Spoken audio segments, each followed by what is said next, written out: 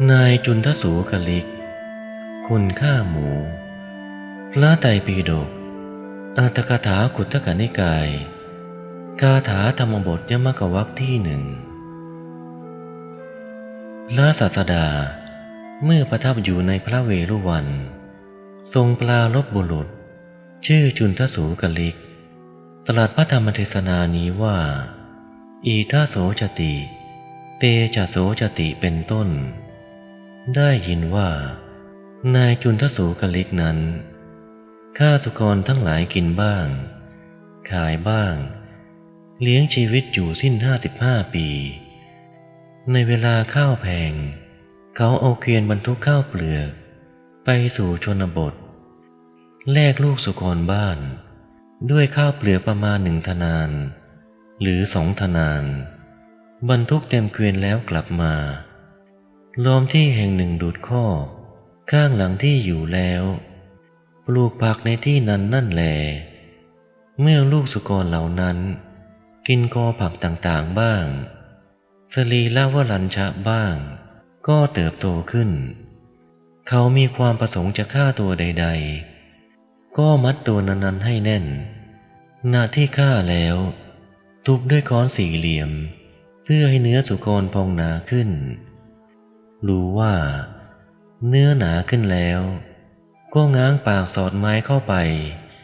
ในระหว่างฟันกรอกน้ำร้อนที่เดือดพล่านเข้าไปในปากด้วยธนานโลหะน้ำร้อนนั้นเข้าไปพล่านในท้องขับกลีดออกมาในส่วนเบื้องต่ำทวารหนักกลีดน้อยหนึ่งยังมีอยู่เพียงใดย่อมออกมาเป็นน้ำขุ่นเพียงนั้นเมื่อท้องสะอาดแล้วจึงออกเป็นน้ำใสไม่ขุ่นทีนั้นเขาจึงราดน้ำที่ยังเหลือบนหลังสุกรนั้นน้ำนั้นลอกเอาหนังดำออกไปแต่นั้นจึงลนขนด้วยคบหญ้าแล้วตัดศีรษะด้วยดาบอันคมลองโลหิตที่ไหลออกด้วยภาชนะเคล้าเนื้อด้วยโลหิตแล้วปิ้งนั่งรับประทานในท่ามกลางบุตรและภรรยาขายส่วนที่เหลือเมื่อเขาเลี้ยงชีวิตโดยทำนองนี้นั่นแลเวลาได้ล่วงไป55 ปีเมื่อพระตถาคตประทับอยู่ในทุลวิหารการบูชาด้วยดอกไม้เพียงกำหนึ่งก็ดีการถวายภิกษาหารเพียงทพีหนึ่งก็ดีชื่อว่าบุญอื่นน้อยหนึ่งก็ดีมิได้มีแล้วสักวันหนึ่งครั้งนั้นโลกเกิดขึ้นในสรีระของเขา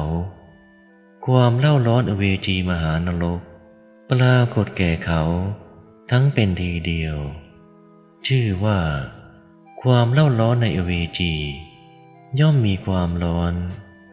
ที่สามารถทำลายในตาของผู้ยืนดูอยู่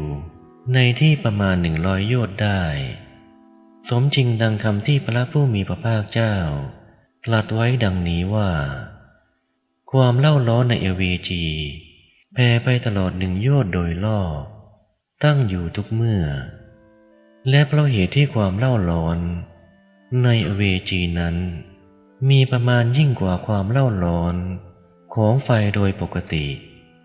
พระนาคเสนเถระจึงกล่าวอุปมานี้ไว้ว่ามหาบพิตรแม้หินประมาณเท่าเรือนยอดอันบุคคลทุ่มไปในไฟนรกย่อมถึงความย่อยยับได้โดยขณะเดียวฉันใด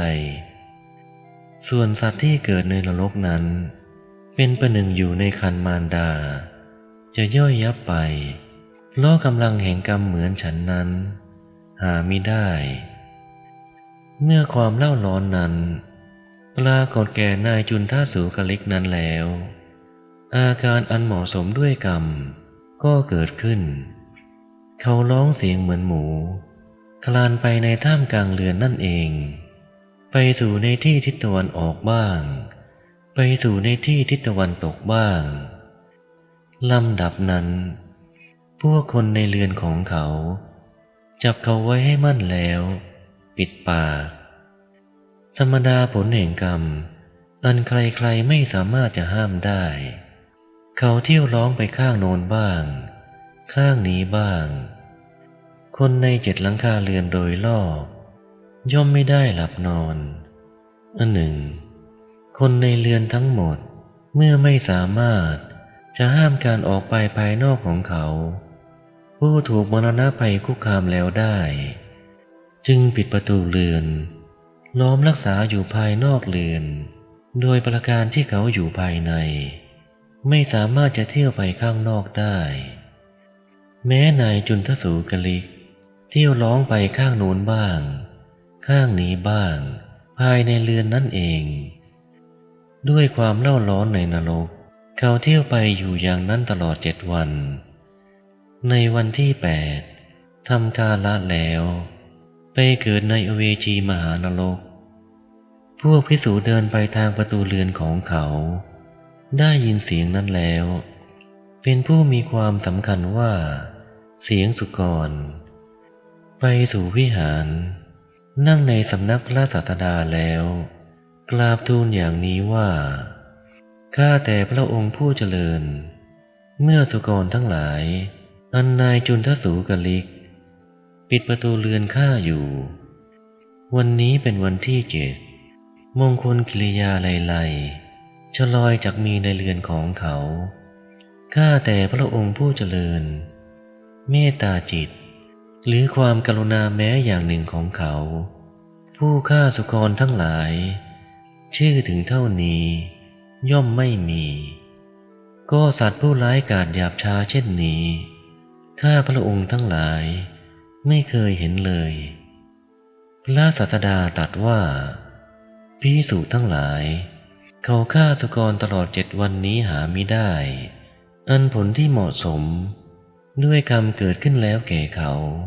ความเล่าร้อนในอเวจีมหานรกปรากฏแก่เขาตั้งเป็นทีเดียวด้วยความเล่าร้อนนั้นเขาร้องเหมือนหมูเที่ยวไปภายในนิเวศอยู่ตลอด7 วันวันนี้ทำกาละแล้วไปเกิดในอเวจีเมื่อพวกภิกษุทั้งหลายกราบทูลว่าข้าแต่พระองค์ผู้เจริญความเศร้าโศกอย่างนี้ในโลกนี้แล้วยังจะไปบังเกิดในฐานะที่เป็นความเศร้าโศกเช่นกันอีกหรือตรัสว่าอย่างนั้นภิกษุทั้งหลายชื่อว่าผู้ประมาทแล้วเป็นคฤหัสถ์ก็ตามบรรพชิตก็ตามย่อมเศร้าโศกในโลกทั้งสองเป็นแท้ดังนี้แล้วตรัสพระคาถานี้ว่าอีทาโสจติเปจโสจติปาปกาลีอภยจัตถะโสจติโสโสจติโสวิหันยติทิสวากรรมกิริธะมัตตโนผู้ทำบาปเป็นปกติย่อมเศร้าโศกในโลกนี้ละไปแล้วย่อมเศร้าโศกย่อมเศร้าโศกในโลกทั้งสองเขาเห็นกรรมเศร้าหมองของตนแล้วย่อมเศร้าโศกเขาย่อมเดือดร้อนในการจบคาถาภิกษุเป็นอันมากได้เป็นพระโสดาบันเป็นต้นแล้วเทศนามีประโยชน์แก่มหาชนแล้วดังนี้แล